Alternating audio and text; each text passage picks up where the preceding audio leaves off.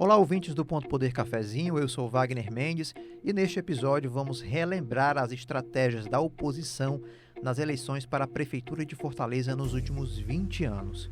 Muita coisa funcionou, mas outras deram errado. A gente fala disso porque no ano que vem tem eleição e o que se vê há pouco mais de um ano do pleito é que a concorrência vai ser dura pela cadeira de prefeito na capital. Já temos inclusive pré-candidatos se lançando.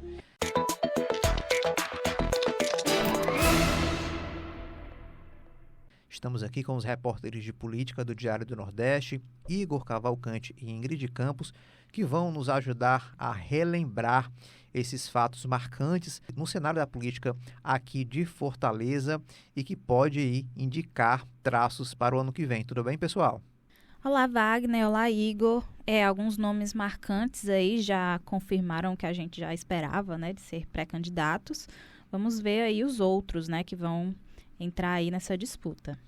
Olá, pessoal, sempre um prazer estar por aqui, ainda mais falando de eleição, né? Temos muitas coisas aí a falar, a discutir e a conversar, então vamos aí para o papo, né? Pois é, antes da gente começar o nosso papo, vou dar aqui o meu recadinho, que o Ponto Poder Cafezinho está nos principais tocadores de áudio, você pode nos seguir por lá, ativar as notificações, seguir o nosso perfil, nos avaliar, fazer comentários e dar sugestões. Estamos sempre de olho lá, apostos. Quero lembrar a você da nossa enquete para quem nos ouve pelo Spotify e a pergunta dessa semana é a seguinte: como você acha que serão as estratégias da oposição para a disputa eleitoral do ano que vem? Se essas estratégias vão ser focadas em propostas que têm aí o objetivo de melhorar a vida das pessoas ou se ela vai ser pautada aí pela ajuda dos padrinhos políticos. Vote e deixe o seu comentário.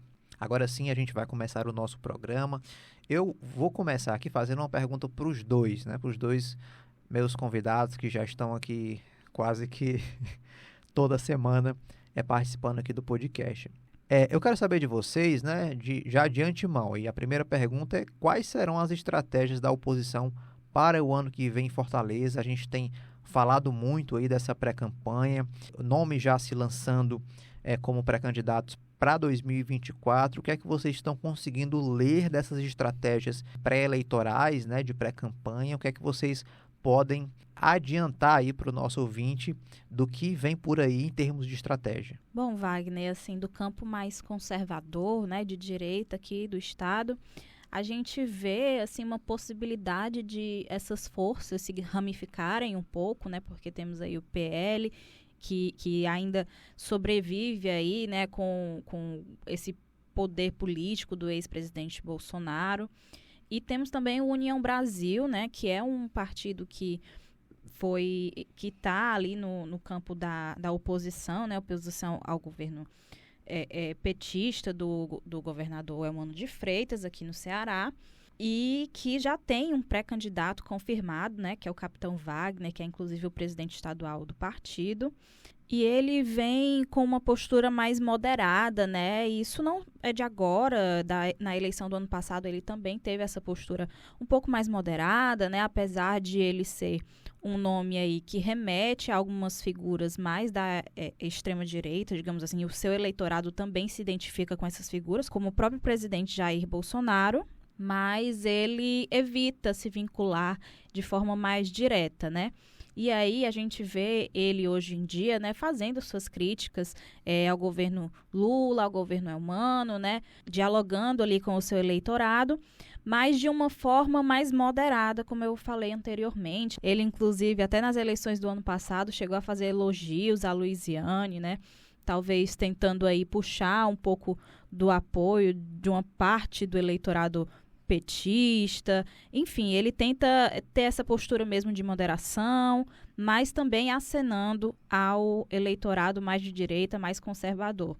Então, ainda está um pouco nebuloso, né, como vai ser essa questão de 2024, né, quem vai ser essa liderança, de fato, nacional, que vai ditar algumas dinâmicas, né, locais. Mas aqui no Ceará a gente já percebe que o capitão Wagner está se organizando nesse sentido, está tentando fortalecer seu grupo político em meio a um fortalecimento do grupo, digamos assim, do extremo oposto, né? Que é o PT aí que está no governo. Igor Cavalcante, o que é que você nos traz aí? O que é que você está esperando aí para o ano que vem?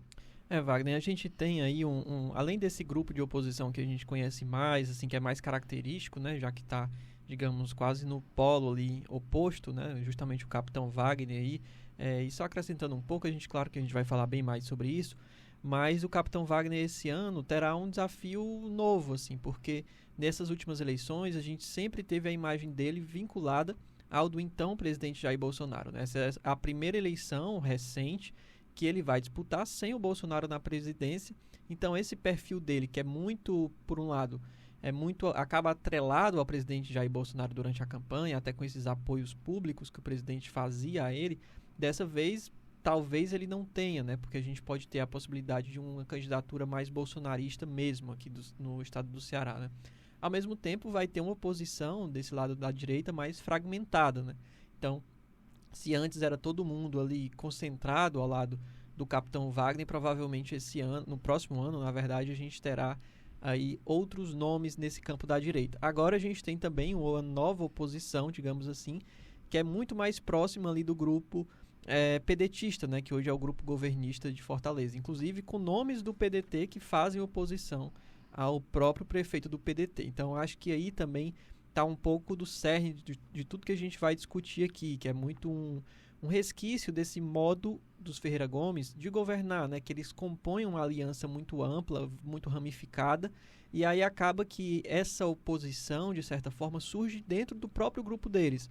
Então a gente tem ali, em eleições anteriores, um grupo que era próximo ali ao PT, né, na época da Luiziane, que surge como oposição e acaba assumindo a prefeitura. E agora a gente tem, dentro do PDT, que é o grupo que está no comando da prefeitura atualmente, surgindo uma oposição dentro dela e ameaçando, de certa forma, aí, essa longevidade aí do projeto municipal. Mas já estou adiantando aqui muito assunto, deixar aqui para você perguntar. Pois é, Igor, a gente está falando aí já para o ano que vem, né?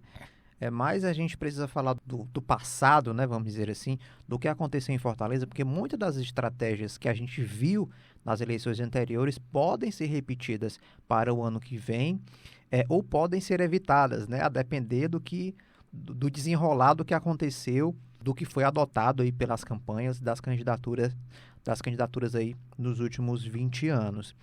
Vamos começar lembrando aqui, Igor, da Luiziane lá em 2004, uma eleição surpreendente, surpreendeu a todos, a vitória dela de virada aí no segundo turno, saindo muito atrás nas pesquisas, sem o apoio do próprio partido dividido, uma situação completamente extraordinária, e ela acabou saindo vitoriosa. Ela chegou ao governo de Fortaleza com uma estratégia aí bem peculiar, né? Ela reforçava ali a associação dela ao nome dela à imagem do PT, que era um partido que vinha se fortalecendo com a eleição do presidente Lula. Depois ela reforçava ali, né, durante os programas eleitorais, o conhecimento da cidade. Ela falava muito o nome dos bairros, principalmente os bairros periféricos da cidade. Na época ela falava que a cidade tinha 114 bairros que ela conhecia de norte a sul, leste a oeste a cidade, e também trazia ali a ideia do novo, né, de uma novidade, de uma figura nova ali no executivo, uma mulher. Seria uma gestão ali diferente da que foi a do Juracy, principalmente no terceiro mandato dele, já estava bem desgastado. Então ela surge aí com uma promessa de transformação, o que acabou sendo abraçado pelo eleitor de Fortaleza, que essa estratégia ela acabou sendo eficiente, e ela venceu a eleição, né, Igor? É um cenário, claro, que não acontece em toda a eleição, né? Uma pessoa vindo praticamente carregando a eleição, uma campanha sozinha, e sai vitoriosa, geralmente não é isso que acontece. Mas aconteceu, e isso pode trazer alguns elementos, algumas campanhas ali podem adotar algum elemento que a Luiziane adotou em 2004 para trazer essa vitória. Acho que um dos principais ensinamentos é não subestimar a Luiziane, né? Porque a gente viu, e essa eleição dela em 2004 foi histórica justamente por isso, o quanto ela, usando o nome dela e usando ali a militância do PT, conseguiu de fato conseguiu uma vitória, né, contra tudo e contra todos, né? Para quem não lembra, a gente teve a própria cúpula nacional do partido, o próprio presidente, na época o presidente Lula, né, ele anunciando ali, articulando apoio para outro candidato, que era o candidato que eles queriam, que era o Inácio Arruda do PCdoB, né? O Inácio Arruda também tinha apoio de nomes importantes também, o próprio Ciro Gomes, o Lula, a cúpula nacional do PT enviava ali para o Ceará uma estrutura que eles tinham de showmício, né, que na época era permitido. Então tinha toda essa mobilização no entorno dele. Do outro lado tinha o Moroni Torga, em nome super tradicional da política cearense, que tinha o apoio do Tasso, cacique político que dispensa apresentações. Então a Luiziane surgiu ali justamente batendo o pé, de certa forma, dizendo: vou ser candidata, tenho aqui meu apoio.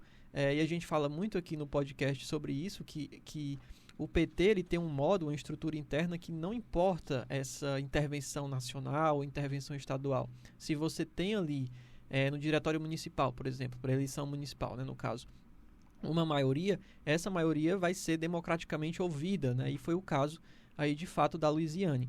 Então, para ela, de certa forma, foi o que sobrou, esse modo de fazer eleição, de fazer campanha, né, que era essa campanha mais vinculada ao nome do PT, ao povo, à militância petista, né, que era o que na época carregou ela.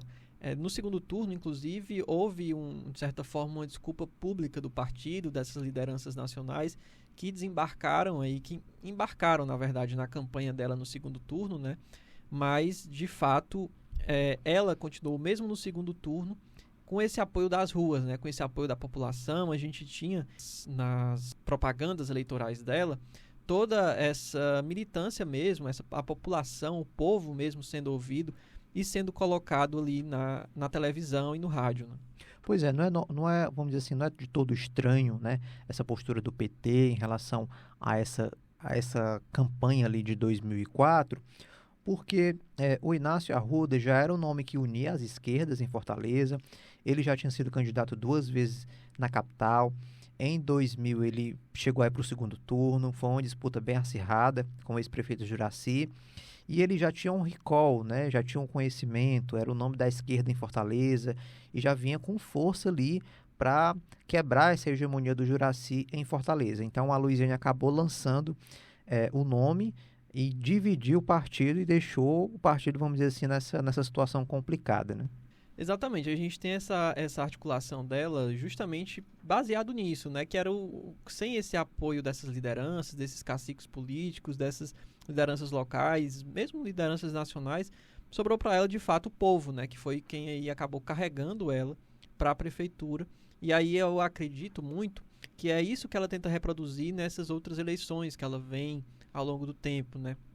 Isso depois que ela saiu da prefeitura. Então ela aposta muito, e a gente vê muito essa característica dela nas campanhas eleitorais seguintes, trazendo o povo, colocando o povo, mostrando essa militância petista, né? Nessas últimas acabou não funcionando muito bem, até porque o PT vive um momento bem diferente do que vivia na época.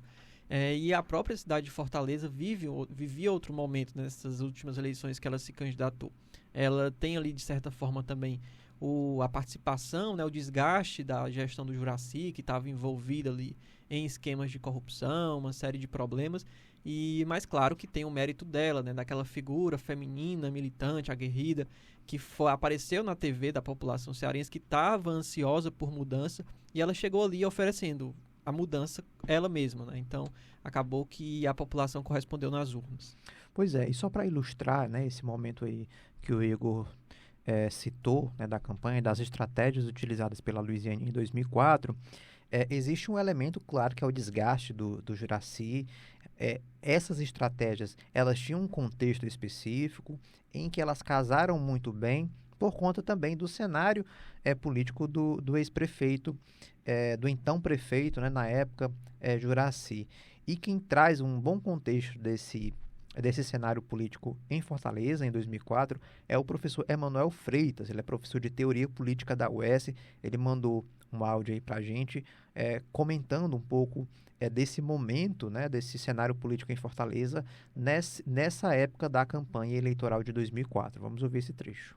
Primeiro que a oposição ganhou em 2004, porque o governo Juracy vinha de um acúmulo de denúncias de corrupção, muito forte, né? Então vinha de uma gestão bastante desgastada, não pelo desgaste que tem agora do Sarto, mas por outro tipo de desgaste, que era o desgaste da corrupção. Basta lembrar que no meio da eleição, o genro do Juraci, se não me falha a memória, ele foi cassado na Assembleia. Eu lembro da Luiziane se licenciar, voltar da licença que ela tinha tirado para disputar a eleição, para votar a favor da cassação do cara. Sérgio Benevides, não lembro bem, acho que era esse o nome dele. Então era outro momento, né? Então, afora isso, o Juraci, que vinha acumulando esse desgaste, ele escolheu um candidato fraco do ponto de vista da popularidade, né? Então esse apelo de novidade que colocou o Juraci como sendo alvo de todo mundo, né? Se fez presente ali. Os dois candidatos que foram para o segundo turno, que era Luiziane e Moroni, eram esses candidatos que expressavam, cada um ao seu modo, essa ideia, né? Ingrid, e já no segundo mandato da Luiziane, a estratégia ela acabou sendo um pouco diferente, né? Porque aí ela já não estava mais sozinha, já tinha ali a aliança com o governador Cid Gomes, que ela apoiou 2 anos antes, em 2006. Tinha ali o apoio, embora não tão explícito assim, do presidente Lula, né? Por conta ali do cenário local, que tinha mais aliados nessa disputa. Mas a estratégia já foi outra, né, da então prefeita. Ela já conseguiu ali o êxito na reeleição ainda no primeiro turno, já com um cenário diferente. Ela conseguiu se adaptar ao cenário de aliança, conseguiu a vitória, né, uma disputa ali bastante acirrada, mas ela conseguiu resolver essa questão ainda no primeiro turno em um cenário completamente diferente do que ela viveu 4 anos antes, em 2004. Assim, na campanha de reeleição da Luiz... Maria, já começa assim, Peraí. Na campanha de reeleição da Luiziane, né, que foi em 2008, o governador já era o Cid Gomes, né, então, e ele era do PSB. Então, quando ele foi eleito em 2006, a Luiziane estava no primeiro mandato como prefeita e aí uniu forças, né, para que ele chegasse ao comando do Estado. Isso foi no contexto de união entre o PT e o PSB, né, formaram um bloco aí mais progressista e no momento aí que eles tinham esse apoio direto mesmo, né, expresso do Lula, estava chegando ali ao fim do primeiro mandato com boa popularidade. E a presença do Ciro Gomes, né, também foi muito importante, porque ele já tinha sido prefeito, governador, tinha ali o seu eleitorado, tinha feito parte, né, do governo Lula. Então, eles uniram-se outros partidos, né, e dessa aliança saiu a eleição do Cid em cima do Lúcio Alcântara. Então, a Luiziane estava nessa campanha de eleger o Cid governador, né, ele contou com o apoio dela em 2006 e ela contou com o apoio dele em 2008 na campanha de reeleição à Prefeitura de Fortaleza. Inclusive, foi ele que indicou o vice dela, né, o Tim Gomes, à época. E essa dinâmica de apoio mútuo entre os chefes do governo do estado e da prefeitura tem se repetido, né, na prática desde então. Apesar ali do breve intervalo que eles tiveram em 2012, né, que foi quando o Cid apoiou Roberto Cláudio para a prefeitura de Fortaleza contra o Elmano, né, que era o candidato da Luiziane, e o Roberto Cláudio saiu vitorioso. Obviamente, a Luiziane contava com a participação também do Lula na campanha, né? Já que o nome dela já estava posto, não teve resistência no partido, né? Tinha essa aliança, né? Toda essa aliança no entorno. E ela não deixou de se vincular ao Lula, né? Diferentemente da campanha anterior, em que ela teve que se associar ali mais diretamente ao partido, teve que adotar outras estratégias. Na de 2008, ela optou por carregar o nome do Lula para cima e para baixo. Mas você vê que matérias da época já relatavam esse incômodo dela com a participação tímida ali do presidente na campanha, né? Tinha até um conflito ali com a Patrícia Saboia, que queria usar as imagens do Ciro e do Lula na propaganda, né? O Ciro, que era o ex-marido dela, também foi ministro de Lula, então a Patrícia queria se apropriar disso, mas de qualquer forma a Luiziane lutou aí na justiça e usou a imagem do Lula como pôde, né? Então, assim, a Luiziane sempre arranja o seu jeitinho ali, né, para fortalecer a campanha, para garantir mesmo, né, essa soberania dela no partido, né, esse apoio do presidente, enfim, essas formas de ela se fortalecer mesmo na campanha. Pois é, a Luiziane ali, ela chegou como uma oposição, né, ao então prefeito Juracy Magalhães, foi eleita, reeleita, então ela já virou ali, depois que ela foi eleita, ela já virou situação, né?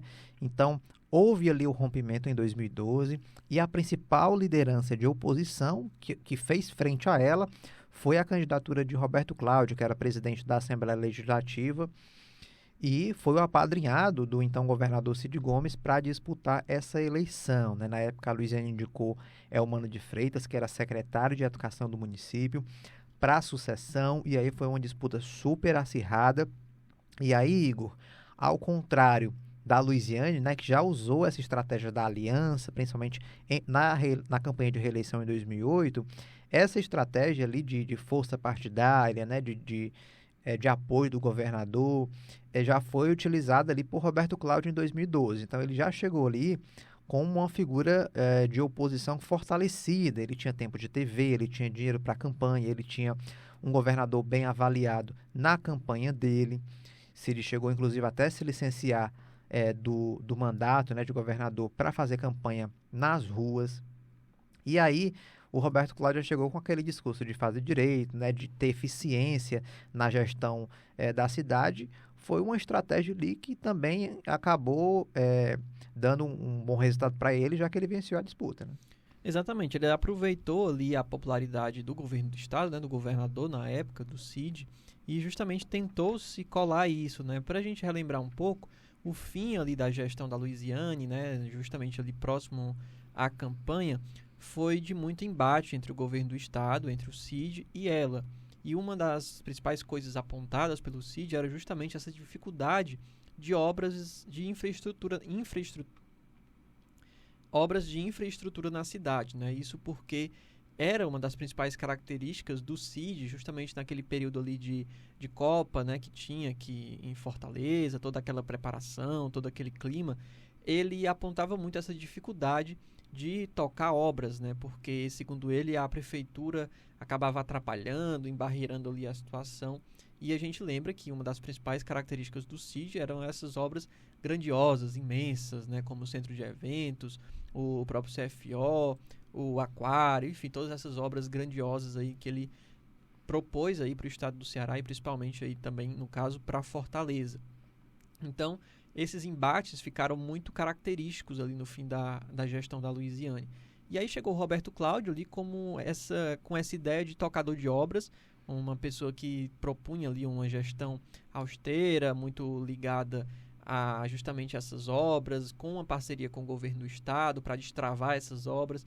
Então foi ali a pessoa que casou muito bem com a situação, né? Então ele foi usando muito disso e usando muito esse apoio que se formou no entorno dele, voltando de novo a esse estilo dos Ferreira Gomes, principalmente do Cid, de fazer política, ampliando muito esses aliados, né, essa aliança, trazendo, capilarizando muito a campanha. Isso facilitou, claro, ampliou ali o tempo de televisão, como você falou, financiamento de campanha, tudo isso ficou muito mais facilitado com toda essa estrutura que se tinha, né, desse projeto que se tinha ali acompanhando o Roberto Cláudio.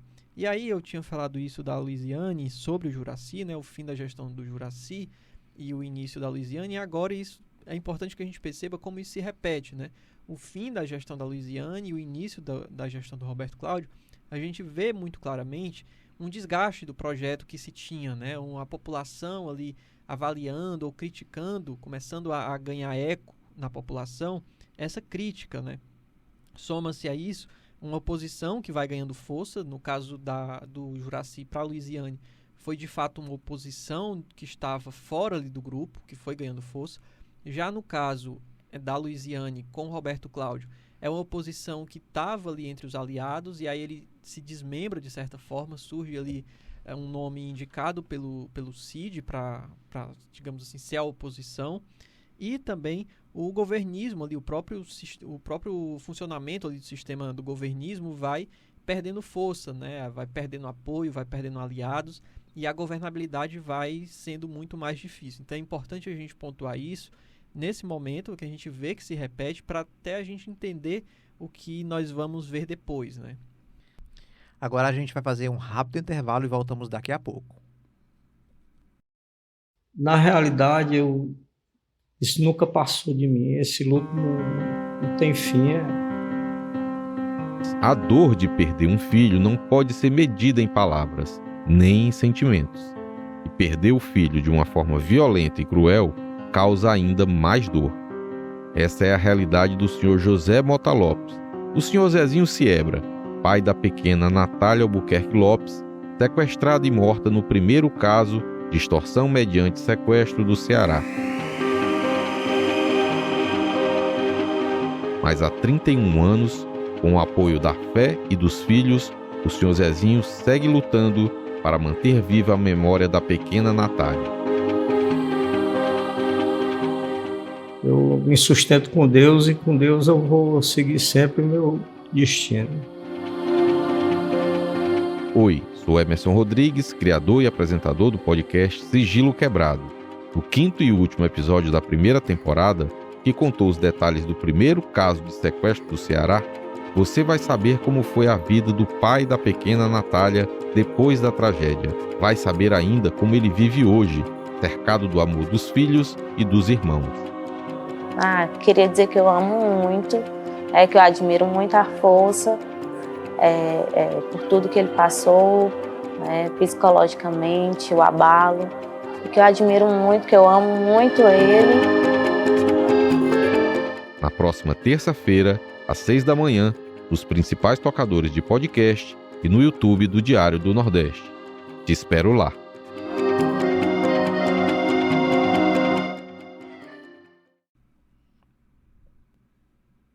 Estamos de volta para continuar a discussão sobre os últimos 20 anos aí de estratégias da oposição aqui em Fortaleza. Ingrid Campos, em meio a essa sucessão aí da Luiziane, do surgimento aí do Roberto Cláudio, surge Capitão Wagner com muita força em Fortaleza, principalmente atrelado ali ao discurso da segurança pública, mas em uma roupagem diferente, né, ao tema, tentando ali se distanciar de Moroni Torgam. Moroni Torgam foi ali uma figura que tinha um discurso da segurança pública muito forte, principalmente ali no pós-Juraci. Ele disputou contra a Luiziane, acabou sendo derrotado, mas que tinha muitos votos aí para a Câmara dos Deputados. Moroni, que foi vice-governador do Ceará e que depois dessa imagem do Moroni, né, de sempre começar a disputa ali com um alto percentual de intenção de voto e acabar sendo derrotado, o Capitão Wagner chegou tentando ali uma estratégia parecida, mas tentando apresentar ali uma nova roupagem, tentar falar de segurança pública a partir de uma outra perspectiva. Ele também tentou atrelar a imagem dele à luta dos deficientes físicos, mas foram estratégias que o deixaram forte, Ingrid, do ponto de vista eleitoral, mas ele não conseguiu ainda vencer a disputa. Já foram 2 eleições, ele foi para o segundo turno nas 2, mas não conseguiu ser eleito e surge agora como uma opção para 2024 novamente. Ele não venceu, mas ele tem fidelizado, né, o eleitorado, tem aumentado aí seus votos, né, em 2016 e 2020. Ele chegou a disputar o segundo turno contra o Roberto Cláudio e o Sarto, respectivamente. Inclusive, em Fortaleza, ele foi líder em votos nas eleições do ano passado ao governo do estado, né? Ele ficou em segundo lugar. E, voltando para 2020, ele perdeu para o Sarto com uma margem muito pequena de votos, né? Menos de 4 pontos percentuais, uma diferença aí de 43 mil votos. E, com o passar do tempo, ele tem adotado estratégias ali para tentar fortalecer mais o eleitorado, né? Ele que preside a União Brasil aqui no Ceará, ele tem adotado essas estratégias, como a gente já mencionou aqui, de moderação do discurso, né? E também se vincular a outras pautas, né? Com demanda aí entre o eleitorado, para variar mesmo a abrangência dessa atenção política dele. Afinal, um gestor público tem que manejar diversos setores ali do governo, né? Lida com muitos problemas com os quais ele também deve ficar atento, Capitão Wagner. Mas essa pulverização, digamos assim, né, dos interesses dele, né, das pautas que ele trabalha em campanha, talvez também tenha relação, né, de tirar o peso dos motins que a Polícia Militar teve aqui no Ceará, né, em 2012 e em 2020. Em 2012, ele teve um envolvimento direto ali na articulação do motim. Já no segundo, ele disse que participou ali da negociação para finalizar a mobilização, né? Ele até virou alvo da CPI das associações militares, que teve inclusive o Almano, né, o atual governador, como relator. E essa desvinculação que ele faz questão de deixar bem clara, né, tanto nessa mudança de foco, né, de pautas, né, quanto em declarações públicas mesmo, né? Inclusive, na campanha do ano passado, em 2022, ele disse assim, abre aspas, aquele movimento não girou bem para ninguém e eu sou contra qualquer tipo de movimento nesse sentido. Isso referindo-se ao motim de 2020. Já em relação ao outro de 2012, ele disse que o Wagner de 2022 era diferente do Wagner de 2012, né? Mas voltando aqui para as correntes aos quais o capitão Wagner tem tentado se vincular, né? Estão essa que você citou, Wagner, das pessoas com deficiência e com doenças raras. E ele fez isso, estrategicamente falando, de forma até acertada, né? Ao escolher como candidata a vice-prefeita a Camila Cardoso, que ela era novata na política, né? Ela já tinha uma trajetória de militância nesse sentido, mas era novata na política. E até mesmo pela doença do próprio filho, né? O filho Caio, que tinha anemia aplástica, né? Então, o capitão Wagner segurou a mão dela naquele momento e não soltou mais, né? Tanto é que em 2022 ela foi lançada ao Senado pelo Avante, no mesmo arco de aliança ali do capitão, teve uma votação expressiva, né? A título de comparação, o Camilo teve quase 70% dos votos, né? E o Camilo, que é, digamos assim, um fenômeno eleitoral, né? Nos últimos anos aqui no Ceará. E a Camila, que é praticamente uma estreante, né? Assim, é muito nova ainda na vida pública, ela teve 26% dos votos contra alguns veteranos aí. Então, todos esses fatores fazem parte de uma estratégia política construída ao longo de anos, né? Fora que ele é secretário da Saúde, né, de Maracanaú atualmente, na gestão do Roberto Pessoa. Então, essa também é uma chance de ele construir uma bagagem, né, uma experiência de gestão, que era um ponto muito criticado pelos seus rivais nas campanhas. Ainda mais na área da saúde, né, que é uma área fundamental, é basilar para qualquer governo. Pois é, e aí quando você vê essa imagem de Capitão Wagner continua muito forte aí para o ano que vem, muito bem lembrado aí pela Ingrid, ele disputou a eleição para o governo do estado em 2022, embora tenha sido derrotado ainda no primeiro turno em Fortaleza, ele foi o candidato mais votado, então tem uma força aí que não pode ser desconsiderada. E aí, Igor, a gente falou de 2024, logo no começo do programa, e agora voltando para 2024, depois de ter percorrido esses últimos anos, a gente pode ter ali, pela terceira vez, a figura de Capitão Wagner, concorrendo novamente, nessa figura que ele tem se consolidado aí de oposição desde 2012, inclusive foi aliado da Luiziane na campanha do Almano de Freitas, e podemos ter aí a Luiziane de volta também como candidata, ela já anunciou a pré-candidatura, e o Sarto ali, em meio a essa força opositora muito bem consolidada em Fortaleza, ele tem o desafio ali de ser reeleito, assim como os últimos prefeitos foram, em meio a uma fuga ali de partidos que estavam aliados a ele em 2020, que agora não estão mais. O que o Sarto está se deparando agora é muito com o que esses nomes que eu tinha falado, inclusive, agora há pouco, eles se depararam, né? A gente tem visto aí uma perda aí de aliados da prefeitura, né? A gente tem a saída recente do PSB, que passou para a mão aí do pai do Camilo Santana, né? Do Eudoro Santana, ex-deputado. A gente tem a saída do PSD, do Domingos Filho, que também saiu. E aí todos esses grupos, esses partidos, eles não estão ficando ao léu, eles estão se unindo ali no entorno da liderança, da principal liderança cearense atualmente, que é o Camilo Santana. E o Camilo deve lançar aí uma candidatura, deve apoiar um nome, então, que não é o Sarto, no caso. Então, a gente vê aí um daqueles elementos que eu falei agora há pouco, que é justamente a oposição se fortalecendo. Soma-se a isso também, normalmente, o que a gente vê, no caso do Juracy, da Luiziane, foi justamente essa popularidade, né? Uma dificuldade ali da população estar junto da gestão, estar apoiando. Quando não está desde o começo, está pelo menos ali se afastando, né? Então, a gente tem esse outro elemento. Então a gente tem um governismo ali que vai se desidratando dentro dele mesmo.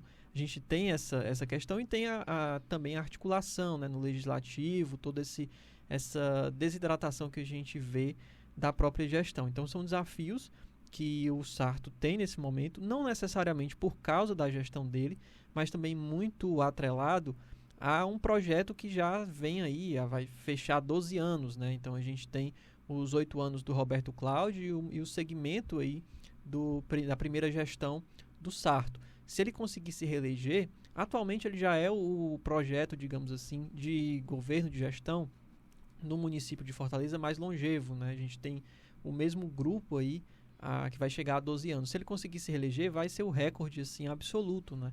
Então a gente tem a Luiziane, que ficou 8, e aí chega o Roberto Cláudio, aí junto com o Sarto, que chega a 12.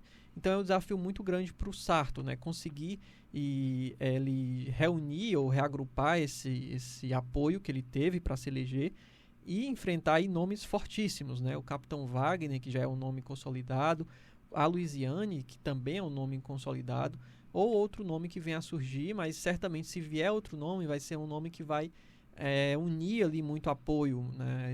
Esse grupo, esse arco que a gente falava muito do modo de fazer dos Ferreira Gomes, deve estar reunido aí no nome de uma só figura. Então é um desafio imenso para o Sarto.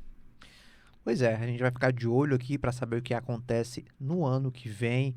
É claro que todas as movimentações aí de estratégia política, de organização ali entre aliados para a disputa eleitoral do ano que vem, você vê primeiro aqui. A marca Ponto Poder vai cada vez mais fortalecer esse debate, né? Essas conversas aí com os principais dirigentes. Teremos entrevistas aí nas próximas semanas para desenhar, né, esse cenário político que espera Fortaleza para 2024. E fazer o convite aí para os nossos ouvintes nos acompanhar no Diário do Nordeste, né, na seção Ponto Poder, também na live Ponto Poder, todas as quintas-feiras no YouTube do Diário do Nordeste às 17 horas, com transmissão na TV Diário às sextas-feiras às 21 horas. Então é isso, né, pessoal? Qualquer novidade aí, a gente está aqui contando aí para os nossos ouvintes o que vem acontecendo em Fortaleza, no panorama pré-eleitoral aqui da capital. Exatamente. Qualquer coisa é só chamar, estamos aqui sempre à disposição e atentos. Valeu. É isso, gente. Eleição acirrada, né? E a gente, como sempre, acompanhando. Então é isso, pessoal. A gente vai ficando por aqui. Na semana que vem tem mais um episódio.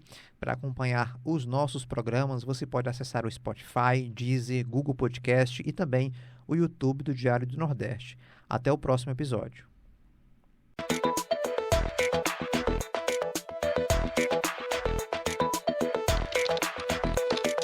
Ponto Poder.